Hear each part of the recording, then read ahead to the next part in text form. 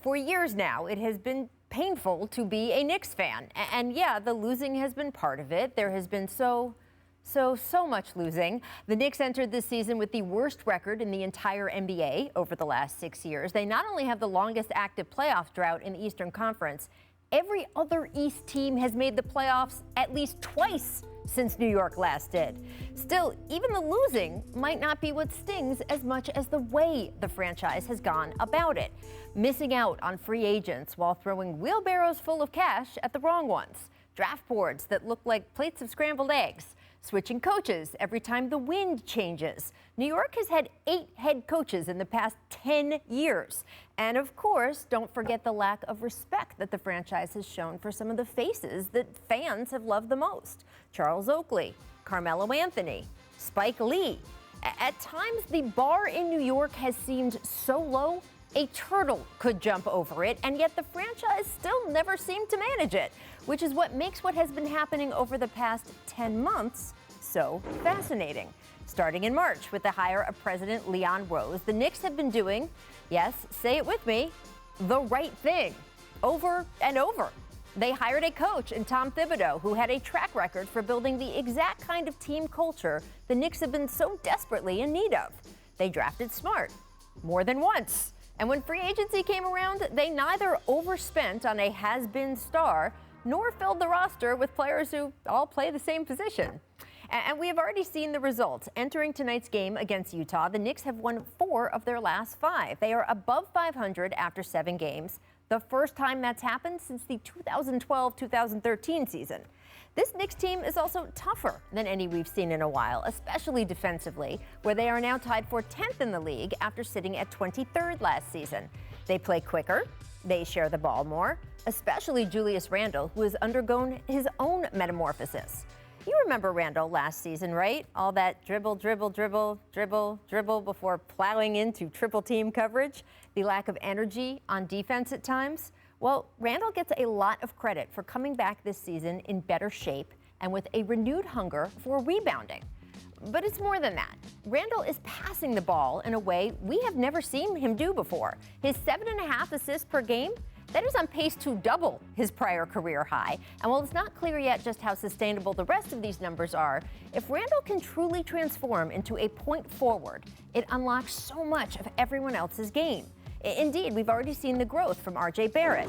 We've seen flashy fun from rookie Emmanuel Quickley, steadying vet play from Austin Rivers. By the way, when those two are on the court together, fans have taken to nicknaming the duo Quivers, which is just fantastic. It was Quickley who's shown in the Knicks' last game, a win over the Hawks, in which he played almost the entire fourth quarter and finished with 16 points off the bench. And don't forget Mitchell Robinson, who recently credited the coaching staff with teaching him how to better position his hands to stay out of foul trouble. Something that's been particularly important as injuries have made it even more crucial for the team's better players to be able to stay on the floor. Of course, this is a Thibodeau team, which means that the Knicks' best players are on the floor a lot. Barrett and Randle ranked number 1 and 2 in the entire league in playing time so far this season. But they're both young enough they should be able to handle it, and the consistency that all that playing time brings has been a big part of establishing the new way the team is doing things, which is really the key, right? Because yes, it is nice to be winning instead of losing. But even if the Knicks go through another bad stretch sometime this season, and they probably will, it finally feels like fans can have some faith in the way the team is being run. Winds of change, indeed.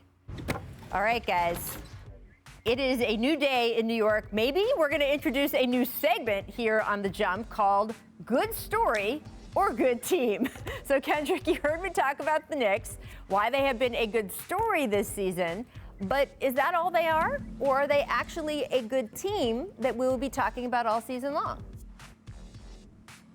No, Rachel, they are actually a good team. Listen, we are finally saying something good about the Knicks. What has been over a decade that we've been talking nothing but bad things about the Knicks, and here they are.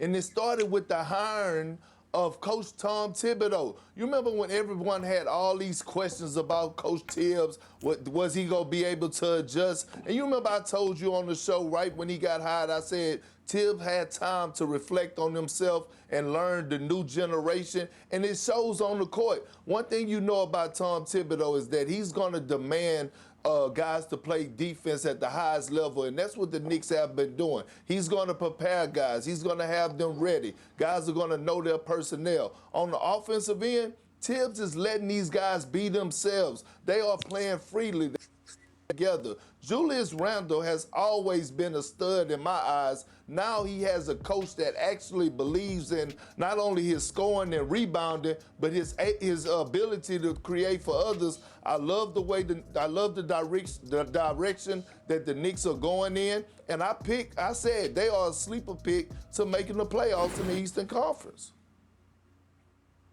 Wow. So, Perk, I agree. This is a really good story. I guess my definition of a good team would be a playoff team.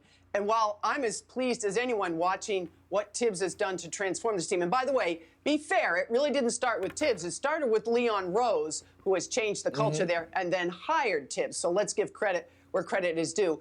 And I do think it's unbelievable to see the Knicks as a top 10 defensive team.